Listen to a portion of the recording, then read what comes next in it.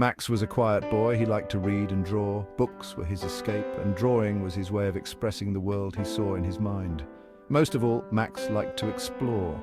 The backyard was his kingdom, and the forest was his uncharted territory. At school, Max felt invisible. He often sat alone at lunch, watching the other kids laugh and play. The other children rushed past him. Max felt like he was standing still while the world moved on without him. They never seemed to notice him. He watched from a distance, longing to be included. It made Max feel small and alone. He often wondered if anyone would ever see him for who he truly was. After school, Max would hurry home. His house was his sanctuary, a place where he could be himself. One day, Max decided to go to the park. He needed a change of scenery, a place where he could clear his mind. The quiet of the park allowed him to think more clearly, to dream and imagine without interruption. Maybe he could find a new place to explore. The park was full of hidden corners and secret paths. The park seemed quiet and still. The absence of people made it feel like a world all his own. It was the perfect place to be alone. In the tranquility of the park, Max found a sense of calm. As he sat by the pond, watching the ducks swim, Max felt a small smile form on his face. Maybe, just maybe, things could change. Max wandered down a path. The forest was quiet, with only the sound of leaves rustling. He loved these walks, but today felt different. He kicked at a pine cone, feeling a sense of loneliness. Suddenly, Max heard a noise. Woof!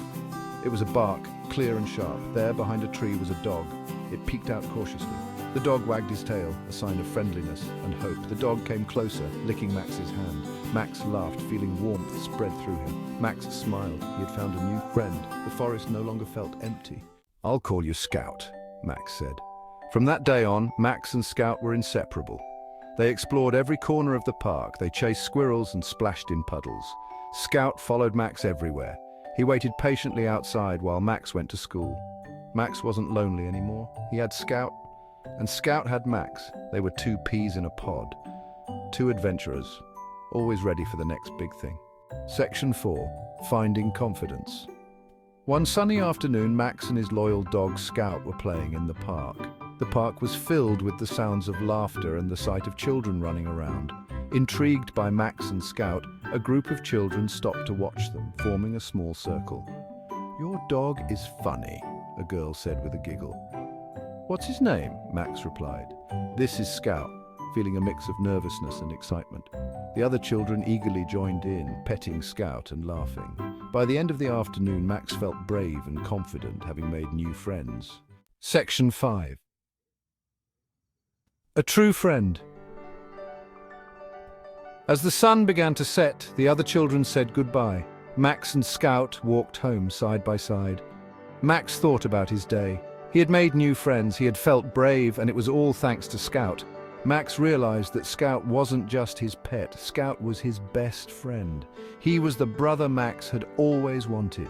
He was the family Max didn't know he needed. Section 6. A bond to unbreakable. Max hugged Scout tightly. "You're the best, Scout," he whispered. Scout licked Max's face and wagged his tail. He knew, he understood. They didn't need words. They had something better. They had each other. And that was all that mattered. Max wasn't lonely anymore. He had found his place in the world. He had found his purpose. He had found his best friend. And it all started with a wagging tail and a wet nose.